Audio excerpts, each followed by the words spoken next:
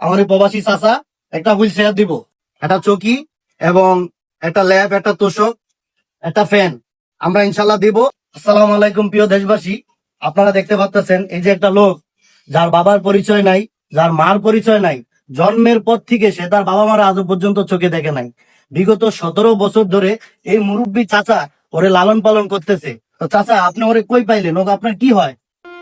এই ভাগ্নি আসলে আর কি অসহায়, একবার তো ব্রেন খারাপ করি হিসাবে আর কি। পরে আমার কাছে ভালো হতে যে ভাগছে 17 বছর ভিতরে এখন পরিচয় নাই, এই 17 বছরের ভিতর আর কোনো খোঁজ খবর নেয় না? কোনো খোঁজ খবর নাই। এবং এলাকাবাসীর কাছে জানলো সে একই কথা বলবে, এখানে আছে, এখানে ইচ্ছে সে বড় হয়েছে, সে কোনোদিন বাপ মা দেখে না বলি ছাড়ে, বুঝে না যে তো তাহলে দেখে তুমি জন্মের পর থেকে তোমার বাবা মার চোখে দেখছো? না। দেখো নাই? উনি তোমার কি হয়? উনি আমি দাদা বললেই দেখ। আচ্ছা, আপনি উনি উনি তো তোমার লালন পালন করতেছে নাকি? যখন যেটা লাগে উনি দিতেছে, বরং বসলে উনি দিতেছে, উনি যখন কাজ যায় আমাদের প্রতিদিন 20 টাকা করে দিতেছে।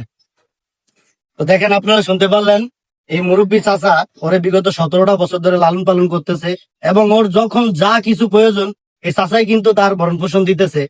এবং ওই যে ওর মুখ থেকে শুনলেন, মানে প্রত্যেকদিন চাচা যখন কাজে যায় ওকে দৈনিক 20 টাকা করে দিয়ে যায়।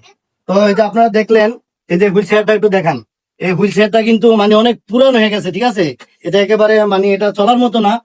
তো আমার এক প্রবাসী চাচা আছে, আমি চাচার সাথে কথা বলছি। আমার এই প্রবাসী চাচা একটা হুইল চেয়ার দিব। আর ও যে ঘরটাতে থাকে, চলেন আমরা ওই ঘরটা আপনাকে একটু দেখাই।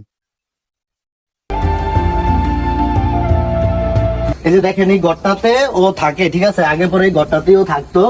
আর এই ঘরটা মানে অনেক পিছনে, তাই চাচা চিন্তা ভাবনা করলো যেহেতু প্রতিবন্ধী একটু সামনে দেওয়া দরকার। তো চাচা সামনে কিন্তু ওর জন্য একটা ঘর তৈরি করতেছে, আমরা এই ঘরটাও দেখবো, চলে। এই ঘরটা, ঠিক আছে, এই ঘরটা কিন্তু মূলত রাস্তার পাশে চাচা ওর জন্য তৈরি করতেছে। একটা মাদ্রাসার পাশে এই ঘরটা উনি বানাইতেছে। এই ঘরটাতে আরো কিছু কাজ বাকি আছে, ইনশাল্লাহ আমরা পরবর্তী ভিডিওতে আপনাদেরকে দেখাবো। আর এই ঘরটা তৈরি করার পরে এখানে থাকার মতো যা কিছু প্রয়োজন আমরা একটা চকি দিব, নাকি? একটা চকি এবং একটা ল্যাব, একটা তোষক, একটা ফ্যান আমরা ইনশাল্লাহ দিব। আর এই ঘরটা তৈরি হওয়ার পরে যখন আমরা এই জিনিসগুলা দিব আপনাদেরকে আমরা দেখাবো ইনশাল্লাহ।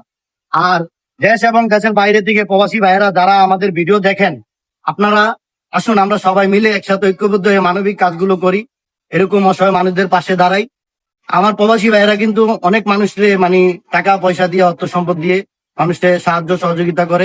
আমরা দিতে পারি না পারি, অন্তত আপনারা ভিডিওটা শেয়ার করে দিবেন। আপনাদের শেয়ারের কারণে হয়তো এমন কোনো মানুষের কাছে ভিডিওটা পৌঁছাইতে পারে যাদের মাধ্যমে আমরা অসহায় মানুষের পাশে দাঁড়াইতে পারি। তো আজকের